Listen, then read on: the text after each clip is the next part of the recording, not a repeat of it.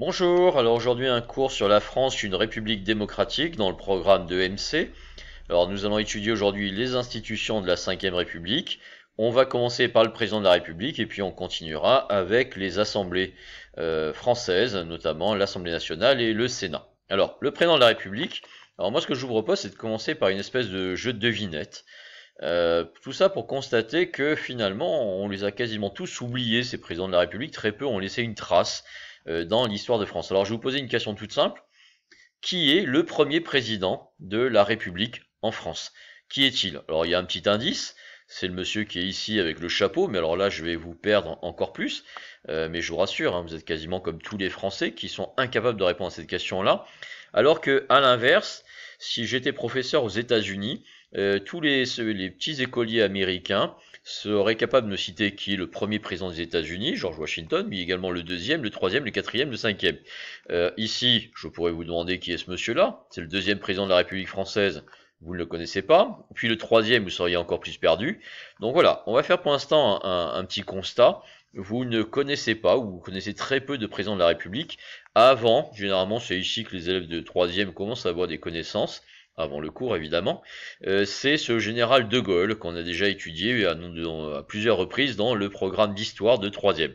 Donc le général de Gaulle, ça c'est acquis. En général, on connaît un peu François Mitterrand parce qu'il a fait plein de réformes, notamment l'abolition de la peine de mort. Jacques Chirac parce qu'on en parle pour la suspension du service militaire. Et puis après, on n'est plus dans le programme de troisième, donc on s'arrêtera là. Alors, on va essayer d'expliquer cela, ça va être notre problématique. Pourquoi est-ce que les Français ne connaissent pas les présidents de la République avant l'arrivée du général de Gaulle? Et je vais répondre à la petite devinette que je vous ai posée.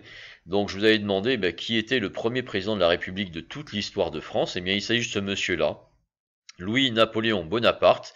Il a été élu pour la première fois président de la République en 1848. C'est donc le premier président de la République de toute l'histoire de France. Il va le rester jusqu'en 1851. Et il y a une petite anomalie, c'est son nom. Cela rappelle qu'il est un des descendants de Napoléon Ier Bonaparte. C'est un descendant, ils sont de la même famille, et il est pris de la même grande folie des grandeurs que son illustre ancêtre, et en 1851, alors qu'il est président de la République, il fait un coup d'État, et il se fait donner tous les pouvoirs, il prend le titre d'empereur, et Louis-Napoléon Bonaparte est connu désormais, à partir de 1851, comme Napoléon III. Il va créer un second empire, et il deviendra empereur de 1851 jusqu'à 1870. Voilà, Napoléon Bonaparte, Louis-Napoléon Bonaparte, premier président de la République française. Alors moi je connaissais le deuxième, Adolphe Thiers, pour plein de raisons, mais notamment parce qu'il est originaire de Marseille, où vous avez un lycée Thiers, ça fait peu de choses à retenir, et on pourrait continuer la liste, hein, Sadi Carnot, Casimir Perrier, Félix Faure, Émile Loubet, etc., etc. Le trois quarts des Français ne sont incapables de dire quelle a été l'œuvre de ces hommes. Alors on va juste en prendre quelques-uns. Moi, je vous propose de m'arrêter sur Sadi Carnot. Sadi Carnot, qui est un président bien oublié aujourd'hui, s'il n'y avait eu un petit événement, c'était en 1897, il est assassiné, il est poignardé par un anarchiste italien appelé Caserio. On reproche à Sadi Carnot de ne pas avoir fait une loi d'amnistie contre certains anarchistes condamnés à mort, notamment Ravachol, c'était le nom de cet anarchiste condamné à mort, et pour prix de sa punition, un anarchiste italien va le tuer et il sera poignardé. Sadi Carnot est rentré dans l'histoire pour ça. Peut-être quelques petits souvenirs de votre programme d'histoire de début d'année, avec la Première Guerre mondiale, Raymond Poincaré, qui est le président de la République française qui a été chargé de gérer la Première Guerre mondiale. Hein. Il est élu en 1913 et il sera président jusqu'en 1920. Il est le premier président de toute la République. Alors, malgré tout, la plupart sont largement oubliés. Alors nous, pour l'instant, on va rester sur ce constat-là, on va donner une explication évidemment, et on va juste rester sur quelques repères. Donc 1848, Louis-Napoléon Bonaparte, premier président de la République, c'est le futur Napoléon III. 1870-1940, c'est la Troisième République. Et 1946, 1958, la 4e République. Alors nous allons débuter notre programme de MC avec la 5e République. Au moment où je vous parle, nous en sommes à la 5e République, encore une fois.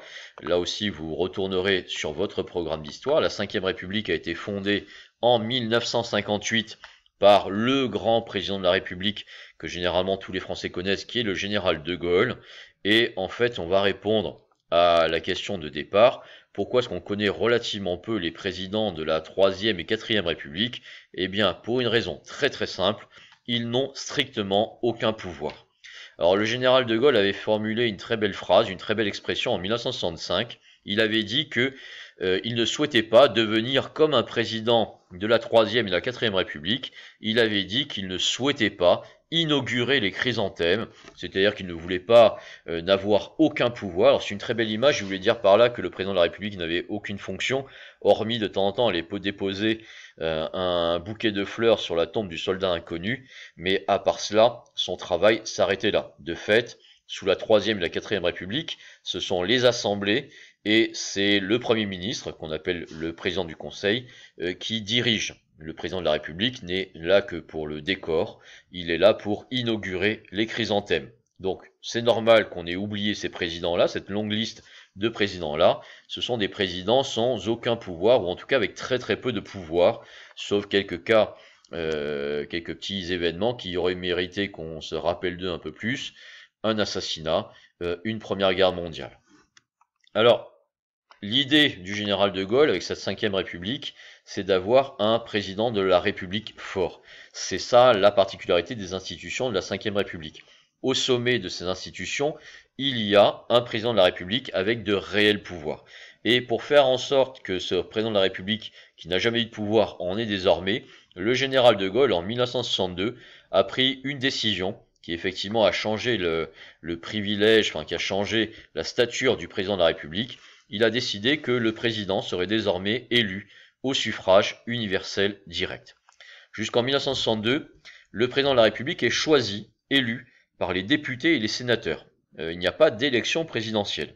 1962, désormais on choisit son président, les citoyens choisissent leur président, c'est ce que dit cette affiche pour le référendum de 62 concernant l'élection au suffrage universel direct du président. Le peuple veut élire son président, et c'est ça qui va arriver. Et effectivement, à partir du moment où le président est investi par la population, il a évidemment un prestige, un pouvoir que n'avaient pas ses prédécesseurs.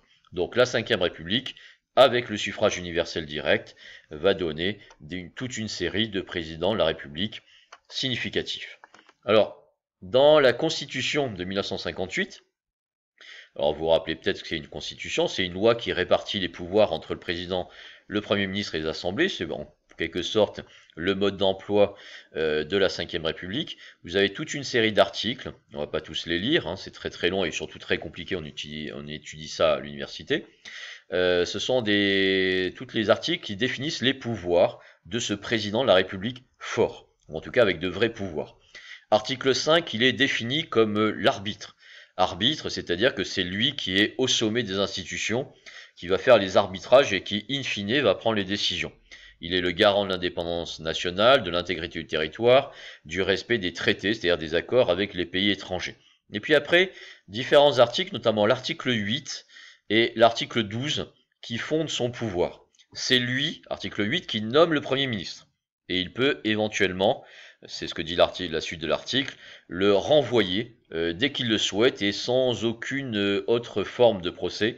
Il peut nommer et renvoyer le Premier ministre. C'est évidemment celui qui nomme et qui congédie qui a le plus d'autorité. Donc là, c'est aussi une façon de rabaisser le Premier ministre par rapport au président. Article 12, le président de la République peut dissoudre l'Assemblée nationale, c'est-à-dire appeler à de nouvelles élections. Il y aura de nouvelles élections par la suite, c'est pas la question, mais si une Assemblée nationale le contestait, l'empêchait de mener les réformes ou faire les lois qu'il souhaite, eh bien il peut changer d'Assemblée nationale en appelant les citoyens à un nouveau vote. Ensuite, toujours dans cette idée, donc là, article 8 et 12, il rabaisse un peu le pouvoir des assemblées et il rabaisse le pouvoir des premiers ministres qui dirigeaient les 3e et 4e Républiques. Et puis il se rajoute des pouvoirs que les présidents n'ont jamais possédés. Article 15, il est le chef des armées. En cas de guerre nucléaire, c'est lui qui prend la décision d'appuyer sur le bouton de la bombe nucléaire, pour faire simple. Et article 11, il peut soumettre à référendum tout projet de loi. Je vous rappelle qu'un référendum, c'est un vote dans lequel les citoyens sont appelés à voter oui ou non à une question. Le général de Gaulle va l'utiliser à plusieurs reprises, par exemple en 62. Voulez-vous l'indépendance de l'Algérie? Oui, non. Alors là, les Français avaient répondu oui. Et ce qui permet au président, notamment, si il ne peut pas faire voter une loi par l'Assemblée nationale, eh bien, il peut la faire adopter par les citoyens. Donc il a 2 tentatives, 2 chances d'arriver à ses fins. Donc, si on regardait juste quelques petits aspects techniques, donc là c'est l'article 6, il définit, alors d'abord c'était 7 ans, en 1962, depuis que les années, depuis la création de la Troisième République en 1970, ça a toujours été 7 ans, et puis après en 2000, on est passé à ce qu'on appelle un quinquennat, donc le président est élu pour 5 ans, avant nous avions le septennat, élu pour 7 ans, donc il est élu pour 5 ans, il est élu au suffrage universel direct depuis 1962, et son lieu de résidence, c'est le palais de l'Élysée. Voilà. Particularité donc du président de la République élu et résident à l'Assemblée, à l'Élysée, c'est d'être la clé de voûte de toutes les institutions. Alors, normalement, c'est quelque chose qui ne change pas, sauf cas très particulier. Alors, je n'y reviens pas parce qu'on a déjà vu ça dans le cours d'histoire sur la Ve République, c'est ce qu'on appelle les cohabitations. Il peut arriver que lors d'une élection à l'Assemblée nationale, les députés s'opposant au président soient majoritaires. Dans ce cas-là, le président n'a pas le choix. Il nomme un Premier ministre qui ne lui plaît pas. Et quand vous avez un président de la République, ici on vous montre la première cohabitation de 1986-88. Ici vous avez le président de la République, François Mitterrand, qui a été obligé de nommer un Premier ministre, Jacques Chirac, qu'il déteste. François Mitterrand est de gauche, Jacques Chirac est de droite, et là on vous montre un conseil des ministres que le président de la République est censé présider, mais en réalité, le Premier ministre demande « Bon, tout le monde est d'accord ?» Un seul répond « Non », eh bien c'est parfait, c'est le Premier ministre qui l'emporte. Mais hormis ces cas très particuliers de cohabitation, il y en a eu relativement peu, il y en a eu 3 dans toute l'histoire de la Ve République, c'est le président de la République qui a l'essentiel des pouvoirs. Alors là aussi, on va revenir un petit peu sur un cours d'histoire qui s'appelait les successeurs du général de Gaulle. Alors là évidemment, on est parti sur un pouvoir très personnel du général de Gaulle avec un charisme énorme et puis un poids énorme avec un président omnipotent. Cela a tendance à décroître avec les successeurs du général de Gaulle.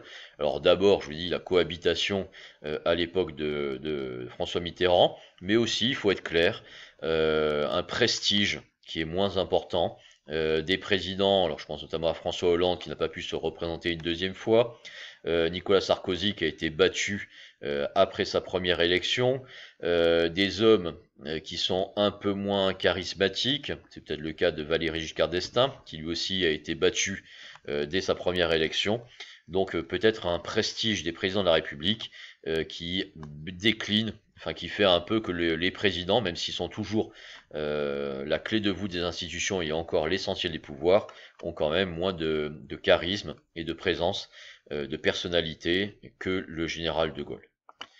S'il fallait retenir 3 idées. Alors, d'abord, la Ve République bâtie par le général de Gaulle veut un président avec de vrais pouvoirs, à la différence de la Troisième et la Quatrième République. Ensuite, le président est élu depuis 1962 directement au suffrage universel direct, et ça change tout, puisque désormais, il est la grande institution qui a la confiance du peuple, et de la population et des citoyens. Et puis, sauf période de cohabitation, il est le chef du pouvoir exécutif, c'est lui qui décide à la place du Premier ministre, même si celui-ci, en fait, est le chef du gouvernement. Voilà, nous avons terminé pour la première partie sur le président de la République, nous continuerons après sur les assemblées. Je vous remercie, je vous dis au revoir, et puis ne cherchez pas les histoires, c'est moi qui vous en trouve.